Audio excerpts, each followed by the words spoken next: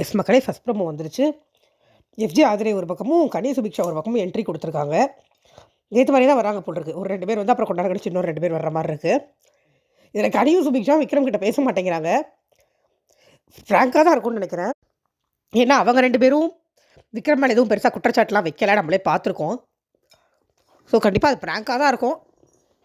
ஆனால் ப்ராங்காகவே இருந்தாலும் எவ்வளோ தூரம் பண்ணாங்க, என்ன பண்ணாங்க அப்படிங்கிறதுலாம் தெரியல.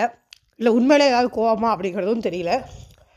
இருந்தாலும் ஒரு மனுஷன் எவ்வளோடா போட்டு அடிப்பீங்க அப்படிங்கிற மாதிரி தான் இருக்குது. எப்படி ஜெயிக்க போகிறதில்ல, அவர் ஓட்டு விழுக போகிறதில்ல, யாரும் போடலை. என்னத்தையோ கொஞ்ச நாள் இருந்துட்டு ஜாலியாக எடுத்துகிட்டு கடைசி 4 நாள் போகாமல் எல்லா கண்டென்ட் ஏட்டா அவரை வச்சு கண்டென்ட்டெல்லாம் பண்ணுவாங்களாம். ஆனால் கப்பு மட்டும் கொடுக்க மாட்டாங்களாம் அப்படிங்கிற மாதிரி தான் இருக்குது. பார்க்கலாம் என்ன பண்ணுறாங்க அப்படின்னு.